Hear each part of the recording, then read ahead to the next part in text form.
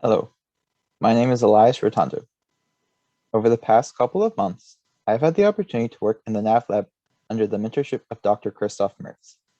Today, I will be discussing my research project titled Detecting and Classifying Waste Bin Garbage Levels Along Transit Bus Routes. As we become more aware of the waste we produce, it is important to make sure that we handle it correctly. Waste bins commonly serve as a central location for people to throw out their trash, but they need to be regularly emptied to ensure that trash does not spill out of them. However, current approaches that rely on human monitoring of waste bins are inefficient, as it can become quickly time-consuming and tedious for individuals to check on waste bins, especially when they are spread out over large areas, such as along the streets in cities. In recent years, researchers have looked to use various technologies to automate the waste bin monitoring process. Internet of Things sensors, or IoT sensors, can be installed onto waste bins to monitor garbage levels. Likewise, computer vision algorithms can process images of waste bins to determine if they need to be empty. However, both of these methods have limitations. IoT sensors can be costly to manufacture and deploy. They also need to be monitored in case the sensors become damaged. Computer vision algorithms, on the other hand, require large amounts of labeled data to train on before they can perform at the desired level. Many existing studies that use computer vision algorithms to monitor garbage levels train their models using artificial datasets, and so their performance on real-world data is still largely unknown.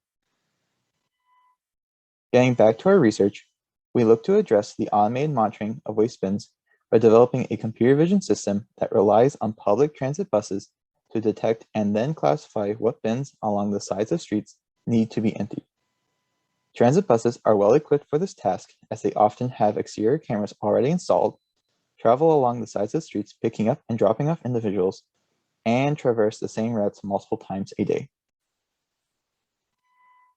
Our pipeline was largely inspired by Ken Bo-yi, who also developed similar systems for completing detection tasks using bus data. At its core, our proposed system is a cascading model.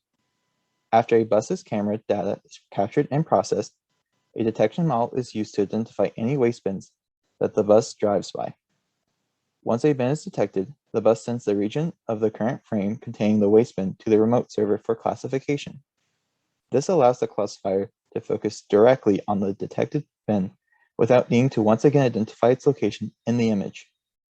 Once the classifier finds a full waste bin that needs to be emptied, it will trigger the creation of a notification that will be sent to the individual responsible for emptying the bin. Here we can see a couple of examples of true positive, and false negative waste bin detections. While true positives are encouraging to see, looking at false positives and negatives is important to evaluating a model's performance. When looking through the false positives, we saw that many of the examples with high confidence scores were detecting objects that looked very similar to waste bins, such as these metal barrels. Additionally, our model produced very few instances of false negatives. In these cases, the waste bins were always far away from the current location and therefore not of major interest to us, since the bus must be close to a waste bin if it is to determine whether or not it needs to be emptied. On the next slide, we have precision recall curves that further help us to analyze the performance of the detector. These are obtained by evaluating the model on the test set and setting the IOU metric to 0.5 before looking at the two different waste bin size groups we care most about. These curves further support that our model can reliably detect waste bins since, for both group sizes, the precision value doesn't begin to rapidly drop until after hitting the 0.8 recall mark. While our pipeline is still very much in development, our initial results for our detector support that we can consistently detect waste bins along city streets as the bus drives by them. We have also begun to explore and train different classifier models. However, our preliminary findings strongly suggest that we will need to label more positive instances of full waste bins before the classifier can reliably assign them to the correct class.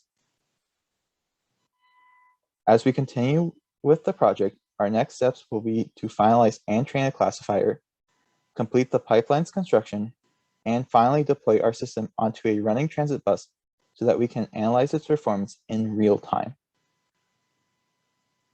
At this time, I would like to thank everyone who supported me throughout the summer. A special thanks to my mentor, Dr. Christoph Mertz, and his 2 graduate students, Kenbo Yi and Tom Bu. Another special thanks to Rachel Burson and Dr. John Dolan for always providing me and my fellow cohort members with the resources we needed to succeed. Lastly, I would like to thank the National Science Foundation, who provided the funding to make this research opportunity possible. Once again, thank you. Enjoy the rest of your day.